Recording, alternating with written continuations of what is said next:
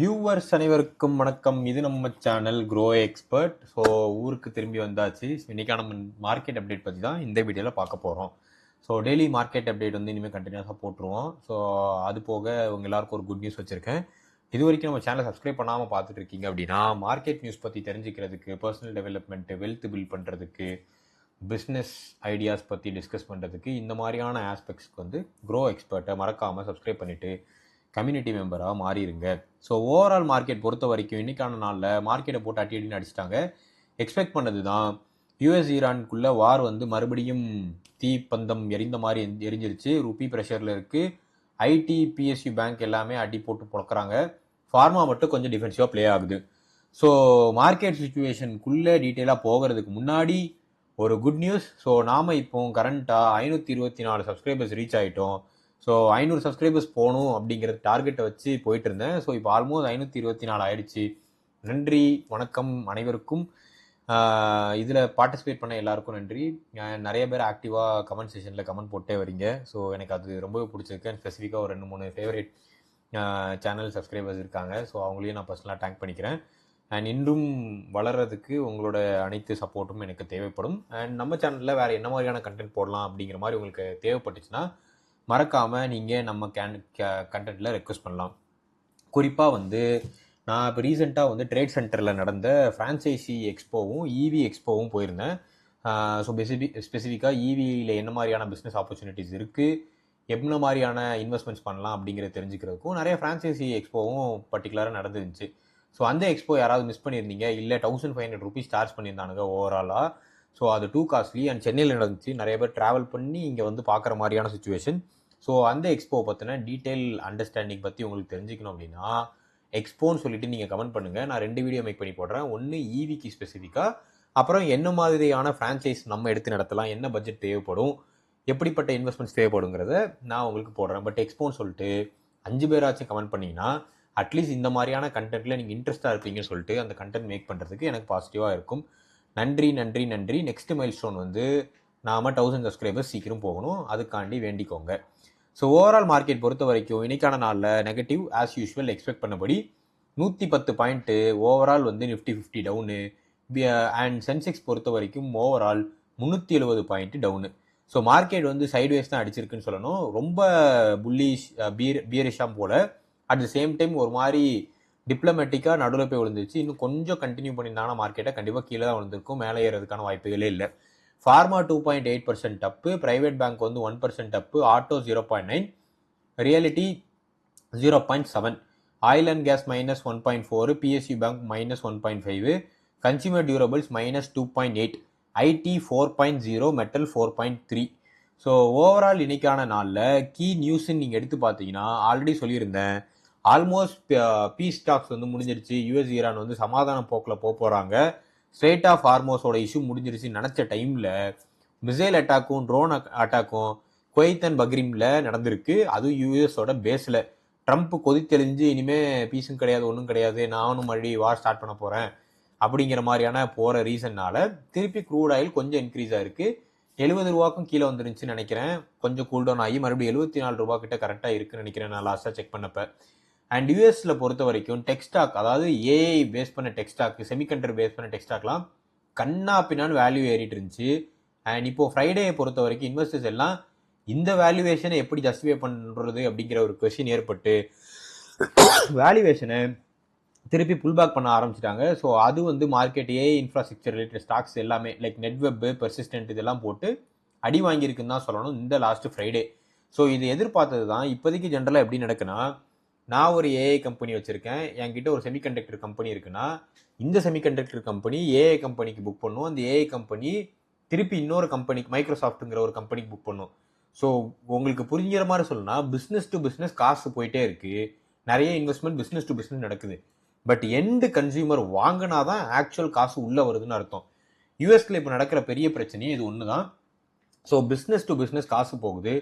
And end consumer அதை வாங்குறதுக்கு யாராவது ஒருத்தர் இருக்கணும்ல. இப்போ லெட்ஸே மைக்ரோசாஃப்ட் ஃபைனலாக ஒரு லேப்டாப்போ ஒரு லைசன்ஸை எடுத்துகிட்டு வரானா அந்த லைசன்ஸை வாங்குறதுக்கு ஒரு ஆள் இருந்தால் தான் இவங்க மேக் பண்ண இந்த சர்க்குலர் எக்கனாமி வந்து ஜஸ்டிஃபை ஆகும்.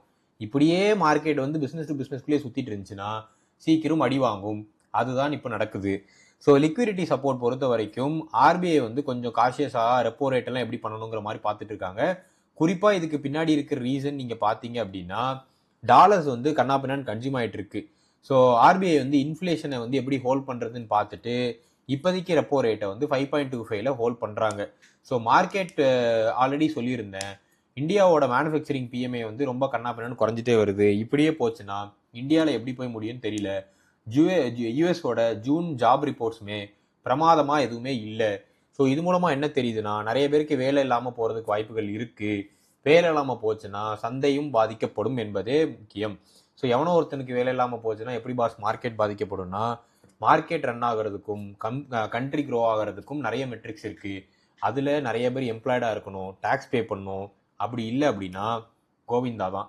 ஸோ யூஎஸ் டியூட்டிஸ் பொறுத்த வரைக்கும் சோலாரை வந்து ப்ரிடாமினெண்ட்டாக ஃபோக்கஸ் பண்ணுறாங்க. ஸோ ஆல்மோஸ்ட் நீங்கள் பார்த்தீங்கன்னா இந்தியன் சோலார் இம்போர்ட்ஸ் வந்து 123% டு நியர் 244% கிட்ட இருக்குது. ஸோ யூஎஸ் வந்து இந்த பர்டிகுலருக்கான இம்போர்ட் எக்ஸ்போர்ட் டேக்ஸை வந்து எப்படி ப்ளே பண்ணலாம் அப்படிங்கிறத வந்து பார்த்துட்டு இருக்காங்க. இது இந்த கம்பெனிக்கு வந்து ப்ரிடாமினெண்ட்டாக எப்படி போய் முடியும் தெரியலை. கரன்சி பொறுத்த வரைக்கும் 94.44ங்கிறதுலையே ஹெலிகாப்டர் மாதிரி அப்படியே சுற்றிக்கிட்டே இருக்குது, எங்கேயும் போகாமல். ரெக்கார்ட் லோவான 96.8 ஆல்ரெடி போயிருந்துச்சு மே 20 அப்போ. ஸோ இப்போ திரும்பி க்ரூட் ஆயிலோட ப்ரைஸஸ் ஆல்மோஸ்ட் குறைஞ்சா கூட டாலர் வந்து ஸ்ட்ரென்தன் ஆகிட்டு இருக்கு. இதனால் ருப்பியோட ரேட்டில் பெரிய ஷிஃப்ட் இல்லை. கவர்மெண்ட் என்ன சொன்னாங்கன்னா, க்ரூட் ஆயில் ப்ரைஸ் கீழே வந்துருச்சுன்னா ருப்பி ஆட்டோமேட்டிக்காக 90 rupees போயிரும்னு சொன்னாங்க. அப்போவே நம்ம சொல்லியிருந்தோம் இது கண்டிப்பாக நடக்கிறதுக்கு வாய்ப்பு இல்லைன்னு சொல்லிட்டு. ஏன்னா crude oil one of the reason, crude oil மட்டுமே ரீசன் கிடையாது.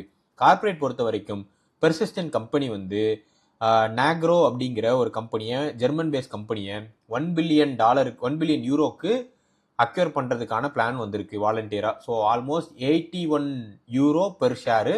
அது வந்து கரண்ட்டாக 140% ப்ரீமியமில் அக்யூர் பண்ணுறதுக்கான பிளான் இருக்குது. ஸோ இது வந்து பெர்சிஸ்டன்ட் கம்பெனி வந்து அவங்களோட கான்ஃபிடென்ஸை குறிக்குது. மிட் டேர்ம் லாங் டேர்மில் வந்து ஒரு பெட்டரான ரீசனாக இருக்குங்கிறது அவங்க எக்ஸ்பெக்டேஷனாக இருக்குது. ஏஐயில் அவங்க ஃபுட் பிரிண்ட்டை ஸ்ட்ரென்தன் பண்ணுறதுக்காண்டி இதை பண்ணுறாங்க. ஹெச்சிஎல் டெக்கு அதே ஆண்டு அதரன் 10.46% ஆஃப் ஷேர்ஸை சர்வம் ஏஐங்கிற ஒரு ஏஐ ஸ்டார்ட் அப்பில் இன்வெஸ்ட் பண்ணியிருக்காங்க. ஹெக்ஸாவேர் அவங்களும் அவங்க பங்குக்கு ஆந்த்ரோபிக்கோட authorised reseller for Claude on Amazon Bedrock. So இந்த பர்டிகுலர் ஸ்ட்ராட்டஜிக்கு மூவ் ஆயிருக்காங்க. இந்த பர்டிகுலர் ஸ்ட்ராட்டஜி மற்ற எல்லாத்தை விட எனக்கு பார்க்கும்போது ரொம்ப பெட்டராக இருந்துச்சு. அதனால மார்க்கெட்டுமே அதை பெட்டராக கன்சிடர் பண்ணி ஹெக்ஸாவேர் 8% கிட்ட ஜம்ப் ஆயிருக்கு. ஏஐ ஸ்ட்ராட்டஜி தான் இப்போ கிளியர் டிஃபரன்ஷியேட்டர்னு தெரிஞ்சுட்டு all mid caps large cap companies வந்து ரொம்ப ஆக்சிலேட்டாக ப்ராக்ரஸ் ஆகிட்டு இருக்காங்க. என்னோட personal opinion, large cap compare பண்ணுறதை விட மிட் கேப்ஸ் வந்து ரொம்பவே பெட்டராக இதுக்குள்ளே மூவ் ஆகிட்டு இருக்காங்க. பட் வேல்யூவேஷன் பாயிண்ட் ஆஃப் வியூவில் மிட் கேப் ஐடி இப்போ டூ வேல்யூவாக இருக்குது, உள்ளே என்ட்ராக வேண்டாம். கொட்டாக் பேங்கோட சிஓ வந்து இப்போ ஸ்டெப் டவுன் ஆகுறாது. அது அந்த பேங்க்கில் பெருசாக எதுவும் இல்லை. மோஸ்ட்லி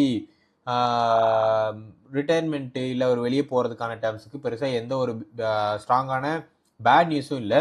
பட் பார்க்கலாம் பொறுத்து இருந்து. HDFC பொறுத்த வரைக்கும் ஒரு இண்டிபெண்டன்ட் லீகல் ரிவ்யூ வந்து நடந்து இப்போ அவங்க என்ன சொல்லியிருக்காங்கன்னா, எந்த எவிடன்ஸும் இல்லை. ஃபார்மர் சேர்மன் வந்து கம்ப்ளைண்ட் பண்ணியிருந்தார், இந்த மாதிரி என்னோட எத்திக்ஸ்க்கு இது அலைன் ஆகலன்னு சொல்லிட்டு. HDFC பேங்க் வந்து கிளியராக இருக்குன்னு சொல்லிட்டு ஒரு கிளியர் நோட்டீஸ் கொடுத்துருக்காரு. எதிர்பார்த்தது தான் அவங்க ஜென்ரலாக அதை மூடி மறைச்சிருவாங்கன்னு சொல்லிட்டு. டாரன் பவர் பொறுத்த வரைக்கும் டாரன் பவர் வந்து ஃபைனலாக நாபா பவர்னு சொல்லிட்டு ஒரு கம்பெனியை அக்யூர் பண்ணுறாங்க.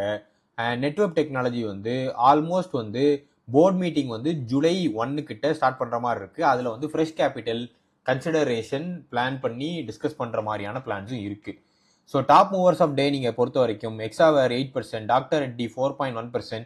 குறிப்பாக யூஎஸோட ஆன்காலஜியோட சப்ளை பிஸ்ஸு ப்ரிடாமினெண்ட்டாக யூஎஸில் சில மருந்து இருக்குது, அந்த மருந்தோட பேட்டன்ட் எக்ஸ்பைரி இருக்குது. ஸோ அது எக்ஸ்பைர் ஆனதுக்கப்புறம் டாக்டர் ரெட்டி அதை டாமினேட் பண்ணுவாங்கங்கிற எக்ஸ்பெக்டேஷன்ஸ் இருக்குது. ட்ரெண்ட் பொறுத்த வரைக்கும் 2.1% up, Shriram finance 1.9% up, Eternal 1.5% up, Max health care 1.3% up. Persistent top losers, Persistent 10% down, Netweb tech 10% down, Waaree energies 5.5% down, Kotak Mahindra பேங்க்கு 2.6% டவுனு. பிகாஸ் சிஓ வந்து நான் இப்போ இருக்கிற பொசிஷனில் ஸ்டெப் டவுன் பண்ணுறேன் டிசம்பர் 2026 சொன்னதுனால லீடர்ஷிப் டிரான்சிஷன் இருக்கும். ஸோ அதனால் நிறைய இன்வெஸ்டர்ஸ் வந்து புல் பேக் பண்ணுவாங்க. இப்போதைக்கு ஃபண்டமெண்டலாக எந்த ஒரு சேஞ்சும் இல்லை.